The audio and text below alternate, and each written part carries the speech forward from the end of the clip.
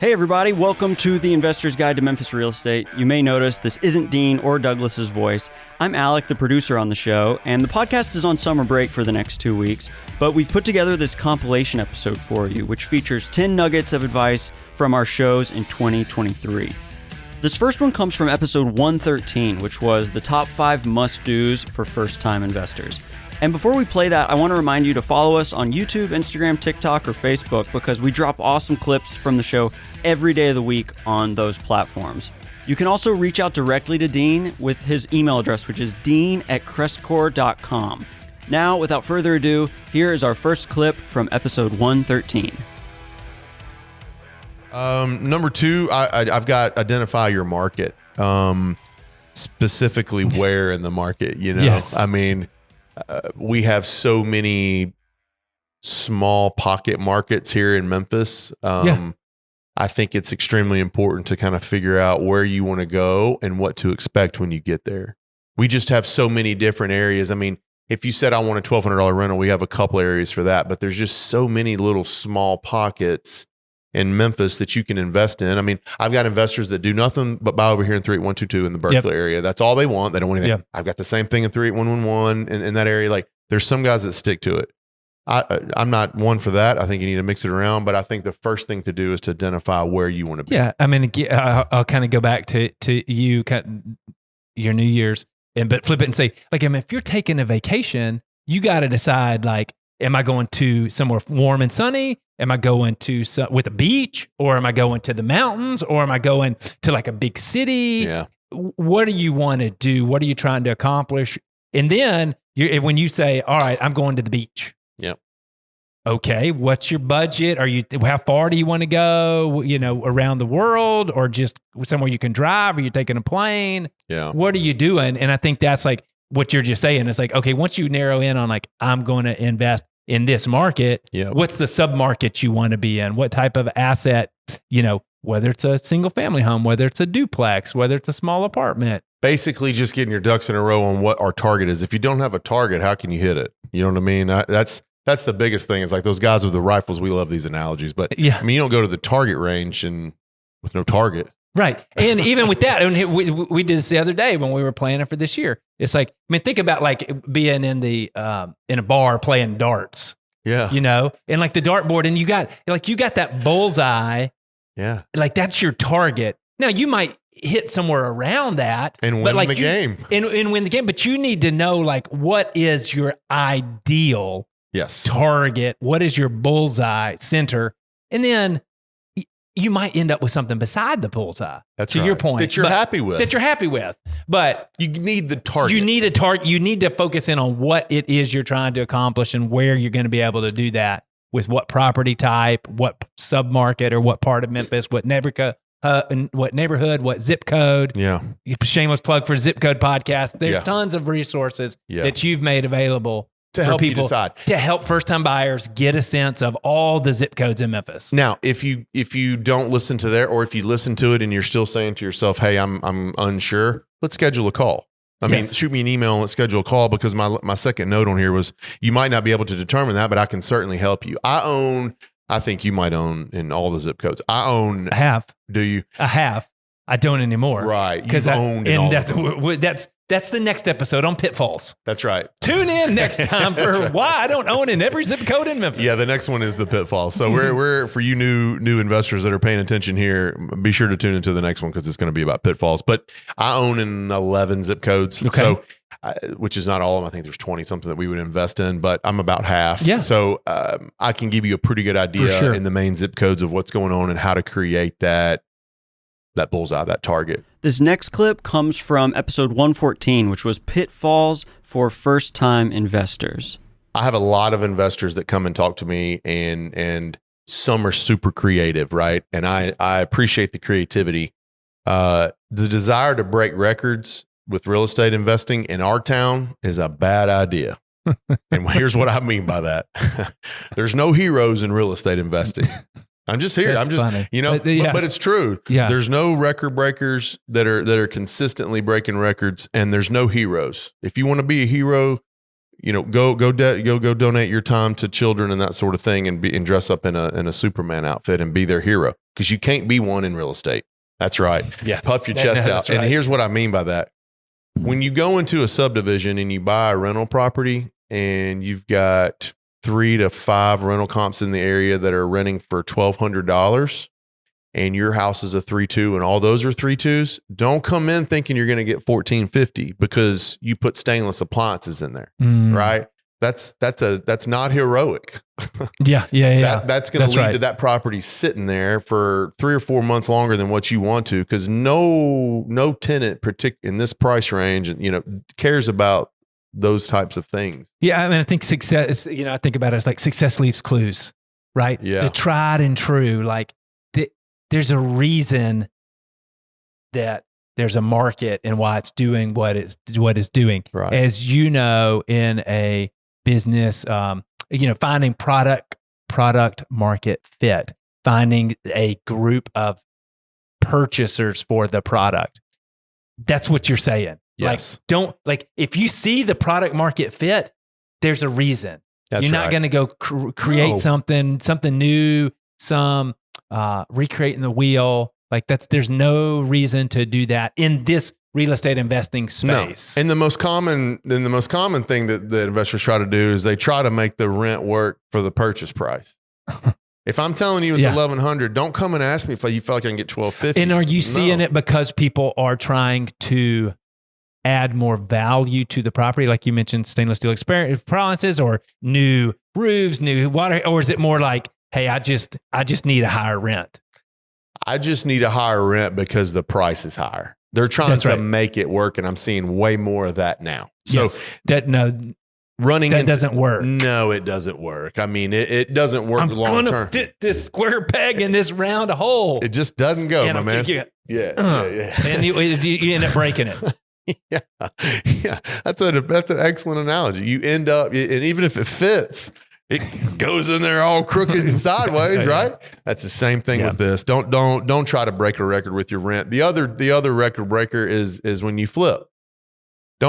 If you got sold comps at a certain square foot, price per square foot, don't come in and try to set records with that. This is not the time, right?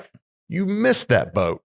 Right. Yeah, for sure. Because that boat floated by. Yeah. For about 2 years it floated by. And you sat there and you waved at it and it kept going. If you didn't get on there and get on that boat, you waved by at that boat because it's gone.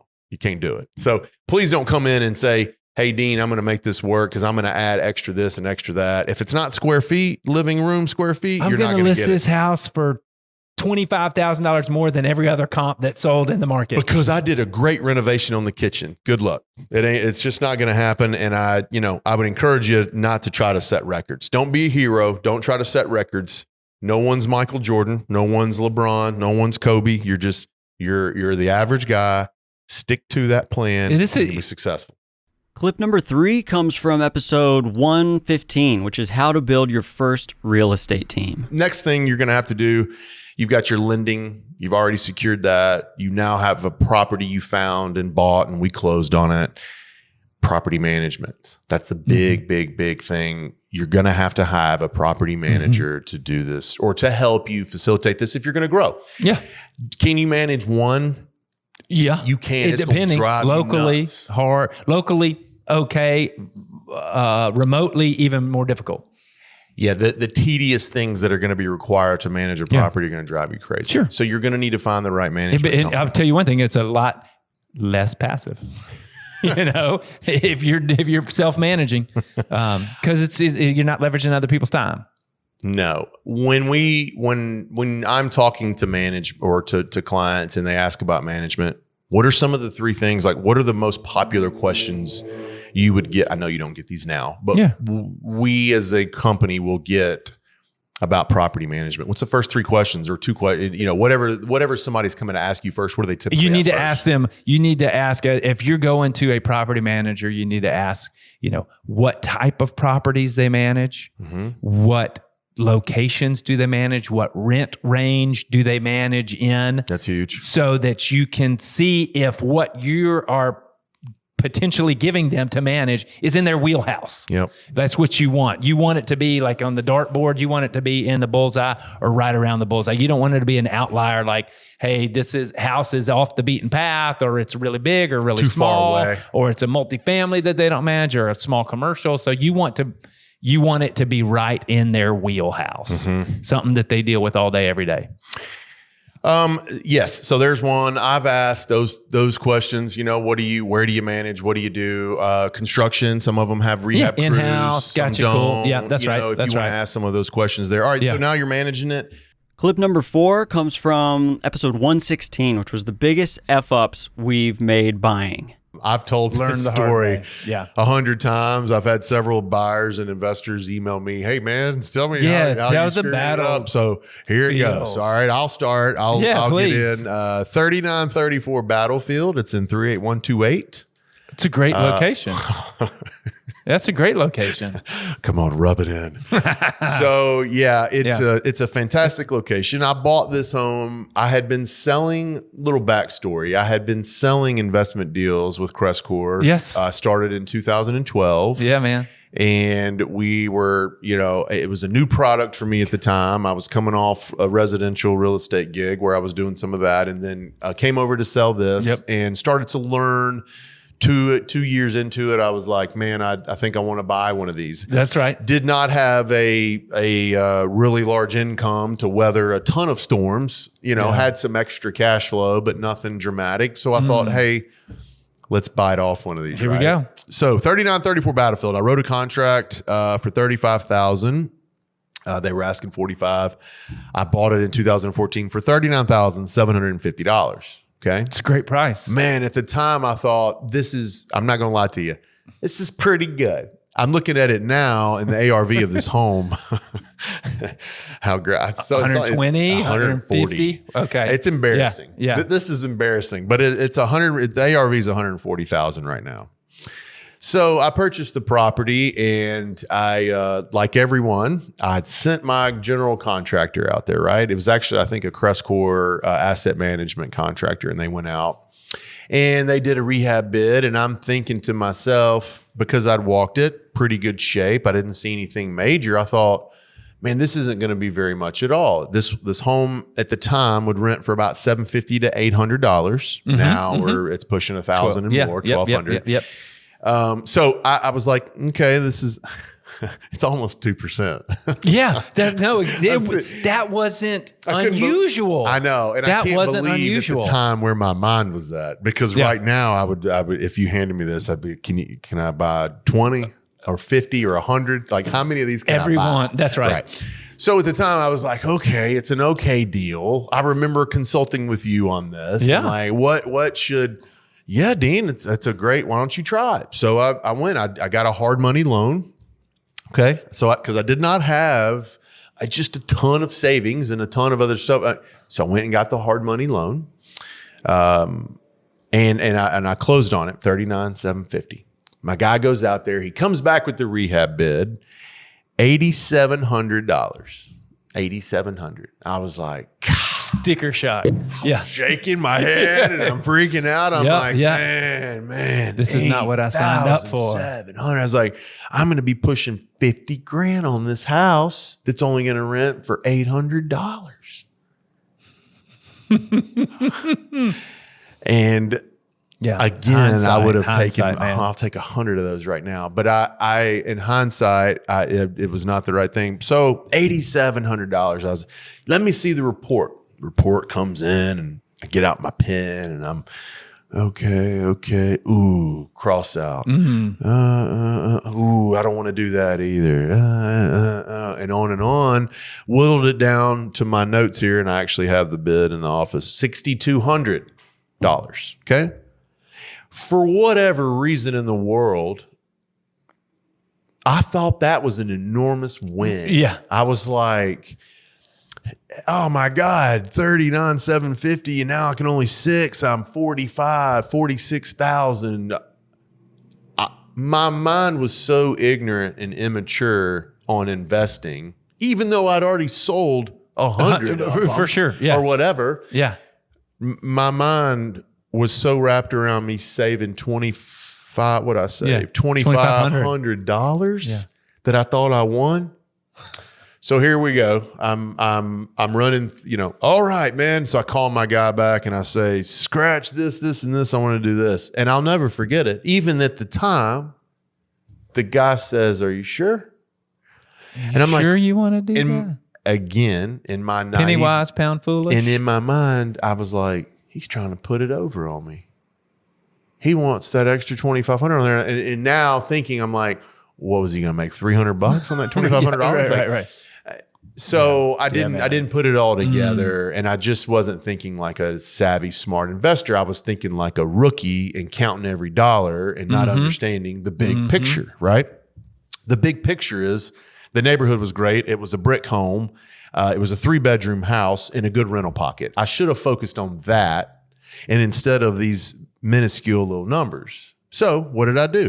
I reduced it down. I got him at $6,200. I got him his check because I borrowed that from Hard Money too. Here at Crestcore, I think that was our first. Maybe it was. So it was the first deal. Yep.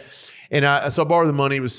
Got it over there, and I got it to him. And man, I went in there, and when the rehab was done, it looked good. I was like, man, this is great. Congratulations. Thank you for helping me. Great job. Turned it over to property management. Yeah. And first mistake there. I didn't consult with my property management team and find out that there's a list of things that management companies have to have. Yeah. Fire extinguishers, carbon dioxide detectors, and whatever. The other things that go with it. So I had to come out of my pocket because I'd already closed up the loan. It's like $800. Again, not a huge thing, but it's $800. It keeps adding up. Okay, keeps adding up. So now I've got it ready for a tenant. Crestcore's managing it. A couple of weeks later, here comes a tenant. Moved right in. I remember I got that extra $50 too, because the garage, if you guys look this up, you'll see the picture. The garage has been enclosed. Okay, nice. Okay. Yeah. So I was able to get that extra $50. Sure. So now I got an $850 rental. Man, this is awesome. I'm only in here for $46,000, $47,000. It's $850. We're cash flowing. Everything's great. 2 weeks into it. Maintenance call. Electric outlets won't work. I looked down here on my thing and I was like, dang, I took that. There was something service he provided where he would check everything on the electric. I didn't do it. $150, right? Plus the cost to get it done. I don't remember the exact maintenance call, but it was a couple $100. 4 days later, there was a plumbing one. I looked at my sheet and I was like, man, I did not replace those faucets. Over a faucet. Yeah. $185 plus the cost of the faucet. Right? Or that may have been all of it. I don't remember, but the cost of the faucet. So there's another one 3 days later. All right. So she's in there. Douglas, I kid you not. There was another one that came in for the fence in the back. They have a dog. Well, I didn't close in the fence because I didn't care. But I let them have a dog in there. Yeah. So I didn't think about that either. So now I'm out here replacing the fence. I think it was $1,000 or something. So instantly, the house is bleeding. Instantly, in the grand scheme of things, within 2 weeks, I'm getting a call, bleeding. 3 days later, bleeding. 2 weeks later, the fence, our dog's getting out, bleeding. And it kept coming. So like, not only did I, I looked up on my arm and the whole thing's just kind of, so it kept coming and it kept coming. And there was one thing after the other. So then not only, because I want you to think about this, if you do the regular, if I'd have done the 8,700 or whatever in rehab, I still might have had a maintenance call, right? But not only did I get those maintenance calls, I got the ones where I skimmed out on the rehab. I got those. It ate me up. I got 7 months into it. Not to mention her experience. Oh, the tenant's experience. She was miserable. Yeah. And that's not who I want to be as a landlord and a property owner. Is that kind of, she was miserable, calling in every other week for something. And what did she do? She moved. She moved before the lease was out. She couldn't take, she was tired of it. That's right. And I let her out of the lease because it's just a lose-lose. It's a lose-lose situation. For sure. I lost several grand in the whole, and I sold it. I sold it for $47,500. What I owed. The home today, I know. You're next. Don't worry. I'm sorry. No, man. I know. Yeah. Yeah. So I sold it, and I was scared and nervous. Yeah. And your guidance was more along the lines of not let him go through it, but it was more along the lines of, hey, you kind of did this, right? Like you're kind of in this situation, and we weren't seeing the values then. It was very hard. Like I wasn't looking at 140 grand later. I was just, this was the value of the home at the time. I got rid of it and sold it. I swear it wasn't 12 months later. Value started to go up, rent started to go up, and I started watching it. Before I came in here today, I pulled some comps. I could probably sell that house today if I owned it for 140 grand. Yeah. Rented for 1,200 would have been a phenomenal $1,200 in rent. I'd have had 46,000. So count a little bit more rehab in there. I'd probably have $50,000 to $55,000 into that thing for a $1,200 rental. Sold it for nothing. Broke even.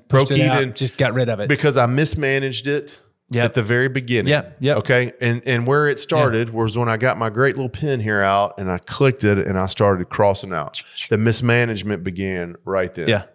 Because it's not like not like the guy put on here, hey, the roof is only 5 years old or 6 years old. You could replace it, and I chose not to. No, the guy said here you have some faucets that are old and ancient and need to be replaced. And my first question was does it spit water out? Well, yeah, sure it does. Yeah. Well, then when she kept turning on and off, now it's leaking. There's water going all over the sink, and she's calling a maintenance request in. It's like I learned that lesson. If I'm being honest with you, I don't think I learned it even on my next purchase. I don't remember, but I think for one or two, I was like, do it all. And then sure enough, a couple of later, I was like, oh, well, let's do it. It has changed there now to where when my contractor goes in, when our contractors here from Press Corps go into the home, this is what it is. That's right. If I can take anything off, it's going to be because the contractor says you don't have to do this. It's in decent shape, but I wanted to show it to you. I might leave that off. Recommendation required kind of thing. Yeah, I got you. But if there's anything leaking, won't turn on, needs to be replaced, whatever it is, I'm doing it or I'm not buying the house. There's my 34 battlefield lesson. Yeah, man. And that's a $85,000 lesson. That's an expensive lesson. Now, it didn't cost me 85 grand then. It probably cost me a few thousand then. Yeah. But right now, it's cost me about $85,000. Yeah. And you would have mismanaged because you wanted to. You recommend people do it right on the front end. My recommendation, and it has been from the very beginning, is do it right on the front end. Even if you push your numbers by a couple of $1,000s, but it's a good house in a good area, do it. Yeah. I promise you'll regret not doing some of the very minor things based off some of these maintenance calls that are going to come in. And not right away. You might get away with a couple of months, right? You might get 6 months down the road and you're okay. Then you're going to start getting something every other week. Then you're going to get something every month. Right? Yeah. Just imagine something every month at $185. And not to mention, again, back to you're providing an experience for the resident. Right? Like the renter is not going to be happy in that. And they're not going to, when it comes time to, hey, should I pay the rent on time? Should I move out? Should I honor my lease? So I was here 12 months. I had to call Crest Corps. Am I going to renew my lease? 9 times. They were Am I going to leave them a good review when I move out? All of the above. So you're saying do it right on the front end. I'm 100% saying do it right on the front end. Clip number 5 is from episode 117, which it was all about the BRRRR strategy. Rehab. So it is super important. Here's some advice. If you want to refinance it. Which the banks are going to have to come in and see everything you've done. Yep. Here's some important advice. I had a guy tell me this the other day. He buys in different markets. Okay. And when he goes into a market, he starts the market by only using referrals. Okay. He only uses people that he knows in that area that they have used before, and they can say, hey, I've had way more positive experiences than not. Yep.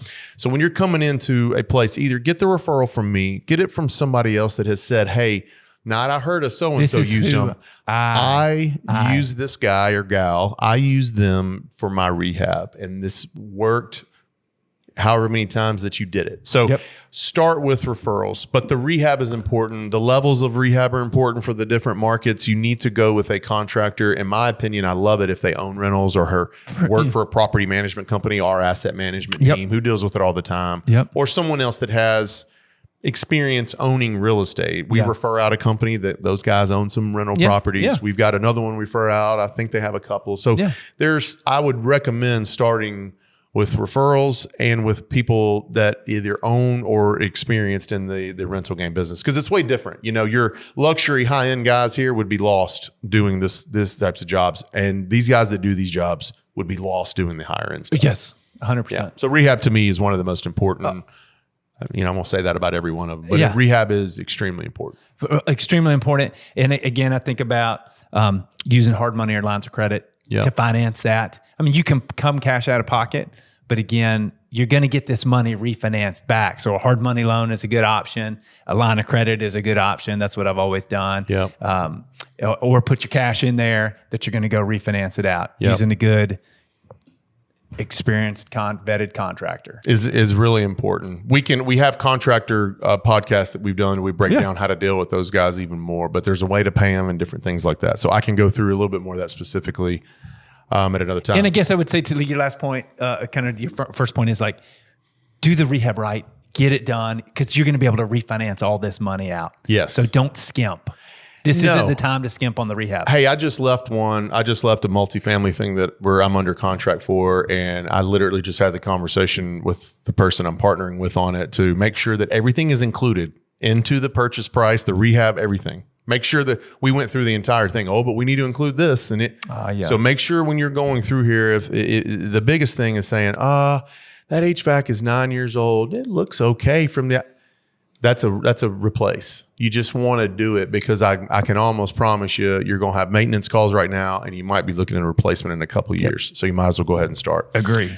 Clip number 6 comes from episode 118, which was how to get your property ready to sell. One of the first things that I think about, I've sold, you've sold.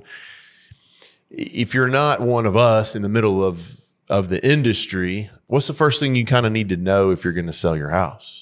Mm-hmm. How much is it? How much? What's the value? How much can I get for this property? So I would advise you to talk to an agent. Talk to your property manager can maybe help you with that. They're going to be more suited for the actual management stuff versus showing you some values. They're going to be super strong on the rent. Big time. We'll talk about that. Yeah, but as far as the actual value of the property, that's not their business. No. I would talk to an agent, preferably one at Crestcore, preferably one named Dean Harris. I would start there. But what you can go ahead. An investment oriented, investment focused agent. Right? Yeah, I would make sure that if they don't, I would have over half of their business with investors. I would ask that question. Yeah. I would ask if they own any rental properties themselves. That's a conversation that I've learned over the years has been extremely beneficial to me and clients. I'm an investor. I'm in the same boat. I've sold property before. We talked about Battlefield a couple of weeks ago. I mean, that was an awful scenario for me. So I've sold and I've done that. So talk to your agent, get an idea, because it isn't just, I'll catch myself rambling here, but it isn't just, hey, Dean, how much is 123 Main Street? This is how much. I need to know what the condition. I need to know if there's a tenant and if they're paying on time. Are they paying market rent? Like there's so many different varying factors into valuing an investment home versus your residential home in a neighborhood.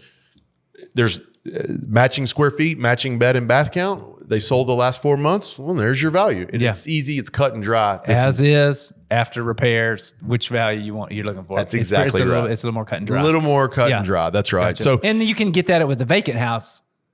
Yes. In an investment property. We would talk more about that. That's exactly right. So talking to an agent, to me, getting an idea of the value right up front, to me, is the first thing. Yes, absolutely. You need to get a handle on the value of the property, be it agent.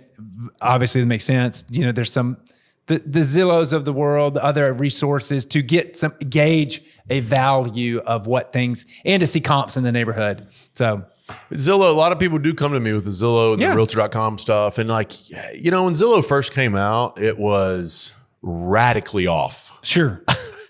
Like, oh yeah, well yeah, they didn't have the data. They didn't have the sample size to kind of put it all together. Probably 2007, 8. I can't remember, 6 maybe. I mean, it's been 15 years. So they've gotten stronger. They got a lot of data as a resource. I just use it. It's a resource. It is not the end all be all. No, and it has become more accurate. I'm still not going to tell you that the values that they give you there, what you're going to get for your home, because there's so many other things at play. Definitely not what I'm saying, but I'm just saying, as far as I think there's some comps on there, you can get some other information. Yes, but just helpful info. All right, now we're moving on to clip number 7, which comes from episode 119, which was called "Smart Money is Selling Now." The smart money right now, if you want to be smart and you want to do what really, really, really smart people are doing, is sell. Right now? Smart money is selling right now. So talk more about that. How do you, who's the smart money? Right. How do you, what is that? What do you say? So we are representing a hedge fund that bought, I would want to say thousands. But I know they own 25,000 nationwide, but a couple thousand in Memphis. They own a couple thousand. And excuse me. And they have just come to me and we're going to liquidate a lot. Well over 100 right now. So what is that to me? You and I talked about this yesterday. Yeah. A lot of people might be like, what's the difference? Why does that matter? Why are you telling us that? What is it? Okay. These funds that have all these houses, we made a joke yesterday, but we laughed about that. It's not do they have an analyzation department? Right. It's how many they have. How many analysts are looking at this all day, every day. That's their job. The only thing they do for 8 hours a day is analyze the market maybe for 12 this hours company. a day. Yeah. For that's exactly right. Yeah. For these funds, what they're doing is going in and, diving into every single possible analytic, and they're doing it all day long. Yes. This is nothing to mess around with. These are smart people. These are wealthy individuals that have the time and effort and energy and money to find out what's actually going on. Yes. They have decided to sell. They just said now is the time to sell. Now is the time to sell. The ones that they want to sell, they're not selling their whole portfolio. No. They are selectively culling their portfolio. Which is what we have advised everyone here to do. Reposition for the past 2 years. If you 3 thought years about now. selling, guys, you see the big firms doing it. Yes. What are you waiting on? And I mean, the spoiler alert for me is that the action I'm here is sell now or buy now. And we can unpack those, but that is the headline. Like sell right now. Yes. Like while you can, before rates continue to go up and before inventory continues to increase.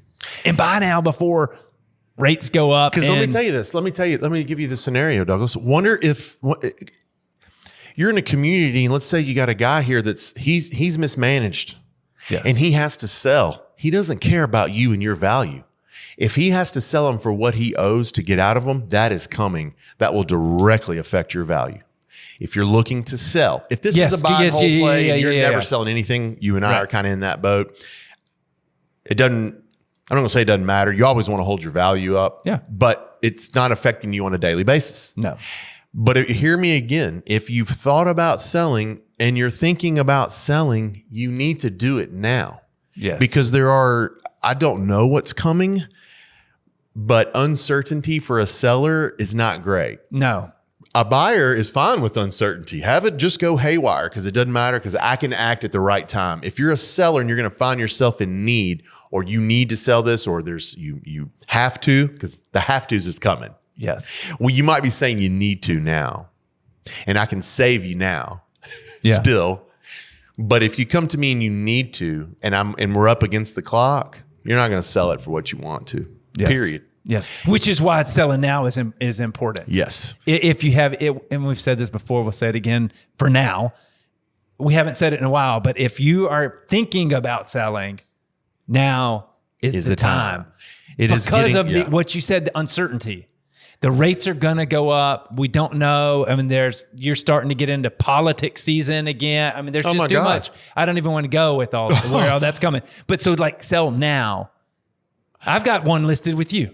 I know. I just listed it 2 weeks ago. I will say a little more about the political situation and not a ton, but this summer we're going to have to find out who's running for president on both sides. Then you get into the fall and you get into next year, you have no idea what the economy is going to do. You really don't. I feel like you've got a little control over what's going on now. There's a window right now that billionaire smart money is selling. It's selling right now. They're trying to get ahead of the curve. They found like they 100% are trying to get ahead of it. Why would you get rid of 100 and something house? I don't mean bad area houses. These aren't dogs. No, yeah, I looked at those lists. Those are good. I mean, we sold 20 something the first week. Yeah, these are not bad properties. But there's a reason why they want why these funds and why this money wants to get out. Yes. Smart money is selling. That's all I had to hear. Right. I mean, like you tell me that that's what they're doing. I don't, it's kind of like the Chick-fil-A thing. Like I don't, right. If there's a Chick-fil-A, you just put it in your city. There's something happening there. They're growing because they don't put those restaurants where it doesn't. So anyway, that's good. You know what I mean? Like the research has been done. There's no sense in arguing with these guys. They know exactly what they're talking about. So let's talk. Shoot me that email. I'll get you some more information. I can become a little bit more colorful, out from behind this microphone. I can give you a little bit more information. So let's talk about that. Shoot me that email and we'll talk about those houses. Smart money is selling now. Clip number 8 is coming from episode 120, which was how to enter the Memphis market. Yes. So here's my advice. And then this is exactly what I told them. I said, the first thing that you should do in Memphis is to get to know Memphis. And I don't mean come here and visit and drive around. Barbecue. That's not what I'm talking about. You're that talking helps. Zip maybe. codes. I'm You're talking agents. Title companies. Closing attorneys. The team. Everyone. When we've done the build your team. The team or the neighborhoods and the team. That's exactly right. Gotcha. So we've done the build your team and we've done the zip codes. So we have check out the zip codes. Those are awesome. Everyone loves it. It's an enormous breakdown of everything. So I usually start off and I say, hey, look, the one thing that you don't want to do, because BRRRR is the most popular. They hear about the BRRRR strategy, the buy, rehab, rent, refinance, and repeat. Yes. So we've done an episode on that too. Yes, that's right. And I've done it over 30 times myself. Like I love it. So that's a popular way to come in. The BRRRR method. Yes. Yep. Okay. And the biggest holdup with that is, Dean, I can't imagine being in Sacramento where I live and trying to manage a $35,000 rehab in Memphis. I'm nervous about that scenario, but I like that. What do you suggest? See, they go back and forth. So here's my suggestion. This guy had $300,000. The first thing that I told him to do is to get to know us. And what I mean by that is come into the market. Let's buy a home that is safe in a better than average area, a better than average tenant, a home that you're not going to make a ton of money on. You're going to cash flow a little, but it's going to build an equity because it's going to be in an area where there's an equity builder. It's going to appreciation is going to play into that, and we're going to appreciate over the years. It's a first date. It's a first date. Man, that's a great analogy. It's a first date. You don't go on the first date with your girl and clobber with your big juicy lips, right? You hope not anyway. That's not the first thing you do when you open the door, right? Hey, I'm here. So go on a nice, simple first date. This house is going to probably not cause you many troubles and problems at all because it's going to be safe. You're going to pay a good amount for it. You're not going to have, it's not going to be a retirement home for you. But here's what that's going to do. It's going to get you're now officially a real estate investor. Okay. Yes. You're in the game. Yeah. Which is what they need to get over that initial hump. Okay. Yes. Get into it. You're going to get to know me and my team. You're going to see how we work and operate. You're going to close at either Will Griffin or Local Title, and you're going to get to know those two teams. Yep. You're going to talk to Odyssey Construction or our construction guys here at Crestcore. Yeah. You're going to get to know those two teams. Yeah. You're going to talk with other investors. Okay. Because you're going to start mixing. Now you're an investor. Now you're an investor. So you can say, yeah, I have one. And you can begin to learn Memphis more.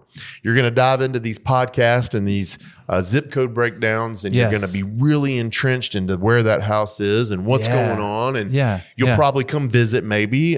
Some people do, some people don't. And we can get you into the building here and meet everybody. And you're going to get to know us. Right. And there's about a 95 to 98% chance that everything is going to go super smooth. Right? No issues, no troubles, no nothing. And you're going to think, wow, this is great. you probably need to use a little bit of that $300,000 as your down payment. Okay. Let's say you bought $180,000 house. We really went for one nice. We used $36,000 on that for your down payment. Okay. 20%. Now we're at $264,000 left, and you have cash flow coming. You have a property rented. Everything is moving right. Everything's going well. Now is the time to where we'll have a conversation of, hey, how comfortable are you? Hey, I love it. I'm super comfortable. Let's try something new. My suggestion is going to be to get another one just like number one. Okay. Yeah. I'm going to suggest let's get you at least 2 that are safe, moving, operable, everything I just described on the first one. Because then you're even a more powerful investor. You've got 2 now, and you're well educated on everybody. You've closed twice. Now you've duplicated. You're super confident. More of a good thing is a good thing. It's a good thing. So now we're comfortable. Let's just say you used another $36,000. Man, you've got 2 houses in Cordova. They're renting for $1,500, $1,600, $1,700. You've got some good couple $100 in cash flow coming in. You're building equity in the home by paying down principal. You're adding all kinds of experience and knowledge, right? Yes, Here we go. Yes. So now it's time. You got 220. I'm sorry if I'm dragging on, but this is good. No, so this is great. Now you've got, let's see, that was 72,000. You've got $228,000 remaining. All right. Now, Dean, I'm feeling comfortable. This is great. I want a BRRRR. You've been putting me off, Dean. You've been telling me to wait. You've been telling me pause. I'm ready. Odyssey Construction, Crestcore Rehab team, they did a little work on my properties. Yeah. I feel comfortable with them now. Let's try this Rehab. Let's try that BRRRR. Okay. Well, great. Now you feel comfortable. Here's where I talk about the BRRRR. And some people are probably saying, well, why, if that's so great, why doesn't he start out with that? Mm-hmm. Why don't you start with that, Dean? Like, if that's such the great way to do it. And here's why. You heard me use a percentage over here on these that you're going to be about 98%. Right. Yeah. When you do the BRRRR strategy, there's probably a 20% chance that you're going to get pissed. There's going to be a 20% chance that something's going to irritate you, not go right. Somebody told you something that didn't happen, and who knows what it would be, but just something during the process is not going to go well. The rehab's going to be higher because when we knocked out that wall, there was mold. We found something in there that went wrong. Yeah. The market rent is $1,600, and dang it, we only got $1,450. Right. Or whatever. It took longer to rent it. It took longer on the rehab. It took longer on the rehab. There is a 20% chance in that BRRRR. Agree. That's going to happen. And let me tell you, I don't care how much research you've done. I don't care what all you've done to prepare yourself. If that's the first investment property that you invest in from out of state and that happens, there's a real high probability you're out of real estate. True. You're out. Yeah. Dean, I'm not doing that. That's man, what that's a pain. So good, dude. What that's a pain so that I want. I'm not doing that. I that's real estate investing. I can't. The BRRRR strategy. Throw in the towel. I'm done. I'm gonna keep my $200,000 over here, or my $300,000 over here, and I'm not gonna fool with it. And I just want out, and blah blah blah blah. And you're done. And you're sour on it, and you're just not. And then trying to re-enter with all that shrapnel and all that, you're not gonna do it. You're going to be out. Right. Okay. Yeah. But if you have these two, that's so good. But if you have these two, and they're moving and operating, and something doesn't go right here with your BRRRR, which, by the way, when I say doesn't go right, it just means that the numbers aren't quite what you thought they were. Right. It's not like the house is going to melt. You know, the sun doesn't get so hot here, and then, oh my gosh, I don't have insurance for a melting house. I mean, nothing crazy is going to happen. What's going to happen is that, like, you're going to get $100 less rent, or you had to pay a mortgage longer on the rehab, or whatever. That's what I mean. You still going to have 3 houses that are going to be good, operable, and cash flowing because you bought this one so cheap. Right. Okay. But if you have these, I think if that goes wrong, you're going to be up, but you'll weather it. Yeah. For sure. Man, all right, throw it in the pile. Let's keep going. And you'll probably try the BRRRR again because you'll go, well, it isn't going to happen like this every time because it does. Right. That's right. Yeah. You'll try that again, and you'll stay. Yeah. That's good. I mean, it's like running a marathon. Like, nobody goes out and just runs a marathon.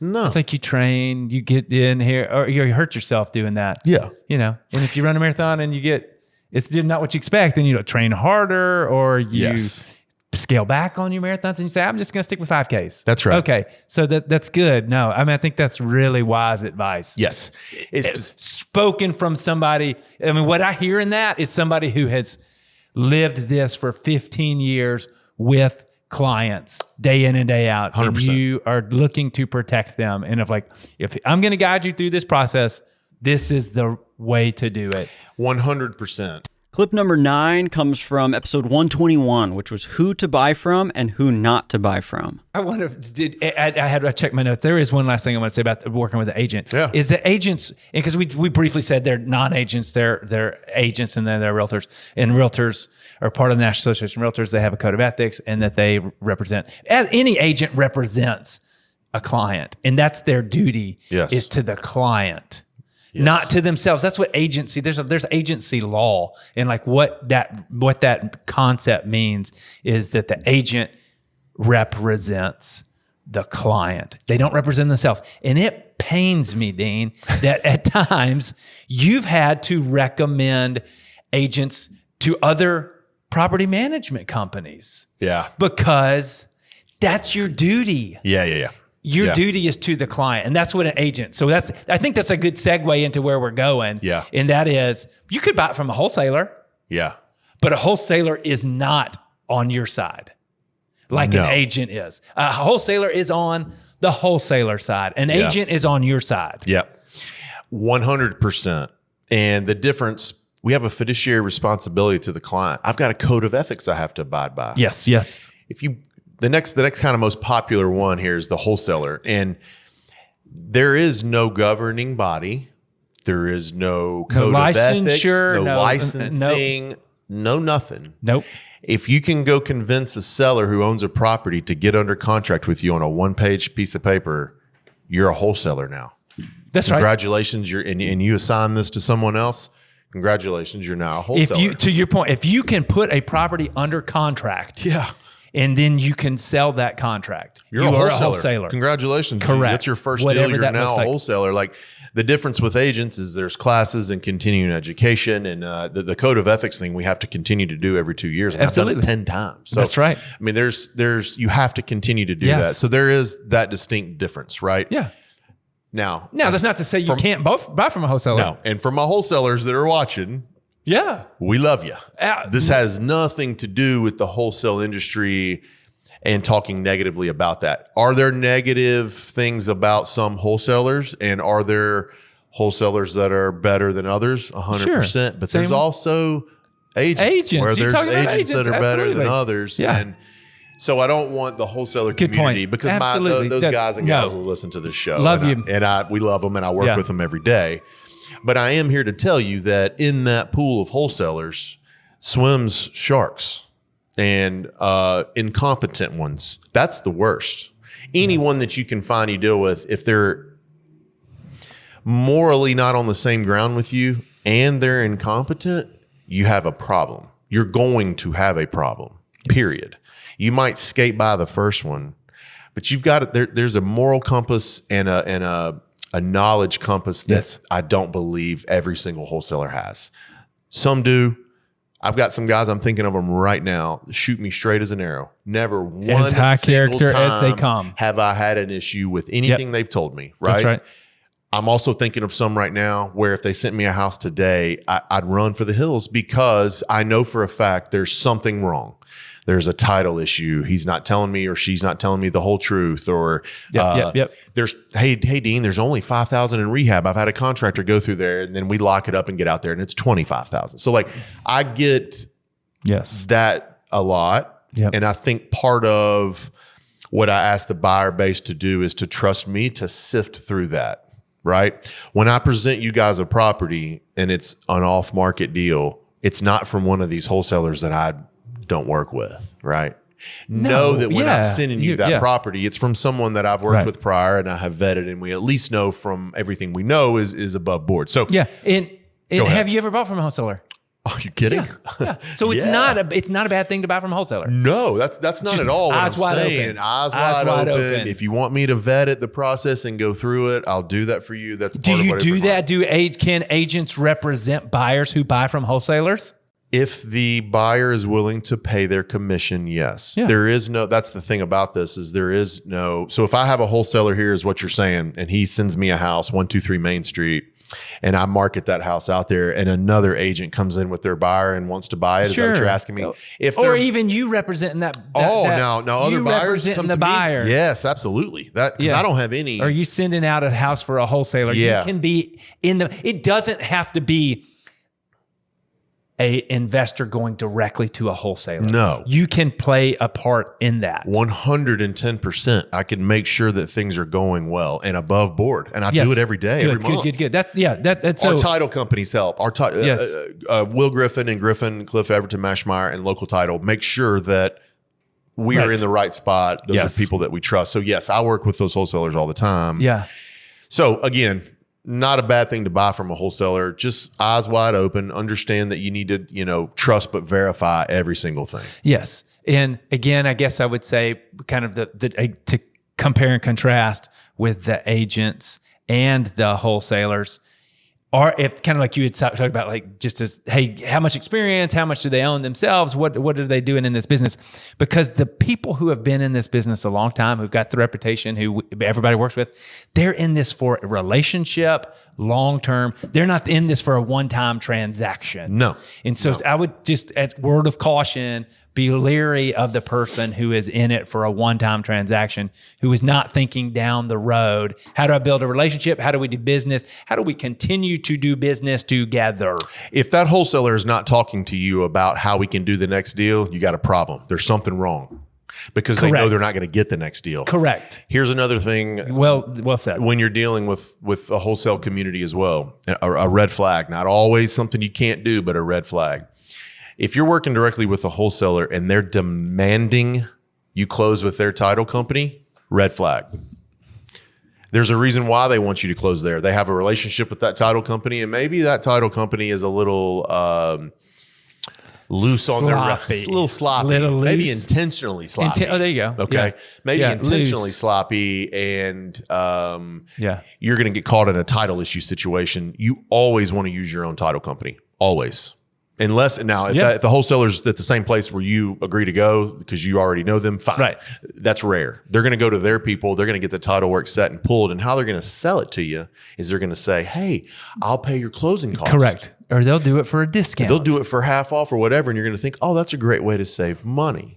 No, these are part of the reasons why you need to communicate with me, or communicate with an agent, or communicate with somebody who can give you a little bit of guidance with these, guys and gals. And not everyone's going to put you in that situation, right? Right. But these are red flags and things that I vet before I send these houses out. So just be cautious, like with agents. Be cautious of what agent you're hiring to represent you. Be cautious of what wholesaler that you choose to work with, right? Yeah.